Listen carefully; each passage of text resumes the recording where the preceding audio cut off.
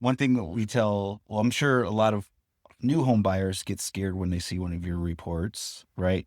And same thing with, newer investors, we always highly suggest getting an inspection period and getting an inspection done before they buy their rental or whatever it may be. So sometimes it could be intimidating seeing all these markups.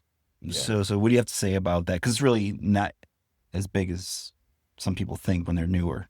It's usually not as big. We, as inspectors, we are told to not be, worry wards or try to scare our clients, but we have to give them the information that we find. Yeah. And I see things every day that most homeowners don't see in their lifetime. So when I see a miswired electrical outlet, I'm calling that out for a reason. It doesn't have to be a $500 fix, and I know a licensed electrician is going to cost a little bit more than a handyman, but it's done right. It's you're paying for that extra peace of mind that it's done right.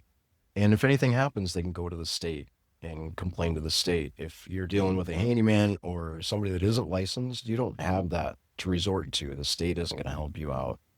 So always go back to the licensed people, in my opinion. You can always find people to do it cheaper, but you pay for what you get. You can Yeah. get what you pay for.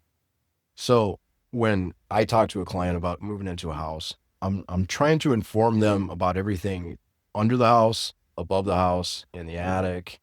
So if there's things in the attic that scare me, say a roof leak, I'm going to bring it up to their attention and say that they need a roofer to come in and give them an estimate. They're going to say, how much is that going to cost?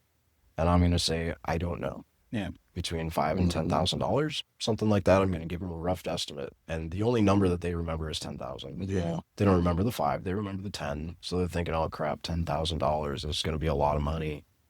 But then they get a roofer out, and the roofer gives them 3 different options. You can do a regular felt underlayment for 6,000. You can do upgraded felt underlayment for 9,000, or you can go above and beyond and do like a rolled roofing underneath your concrete tiles. We'll charge you $15,000, but this roof will last for 50 years. So there's different options of repairers. Just because you go with a licensed roofer, electrician, plumber, doesn't mean that they're going to give you the most expensive options. Most of these companies now have different ways of fixing things. So just because I shoot a number out there doesn't mean that it's the right number. It's just to kind of give you a ballpark estimate and kind of steer you in the right direction. But as an inspector, I'm always referring to other licensed professionals because it's not my job to determine what is the correction and how much it's gonna cost. Yeah, for like someone new, whether it's our flips or even my wife's an agent, I always hear the conversations and stuff. So it's like, oh, whether it's the agent talking to my wife, like, they just, whatever you say, if you're like, hey, this can be a hazard, it's like bigger, or, and I feel like I've heard conversations where I think the inspectors went overboard as to For what sure. like they should be saying. So it's cool to hear that here's what I found, It's call a licensed person, figure it out.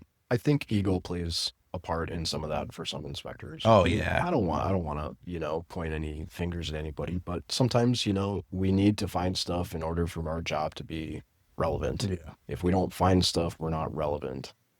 I don't look at my job that way. I look at my job, I'm going to find as much stuff as I can and I'm going to present it to you and then we're going to talk about it. I'm going Hmm. to educate you so you understand what this means, what that means, what your next steps are. I'm not going to go in there and say, hey, I wouldn't buy this house because it's going to fall down in a month. Yeah. I don't know your situation. I don't know your financial obligations or what you're capable of buying. That's not my problem. I'm really just trying to look out for your future and this problem. That's awesome.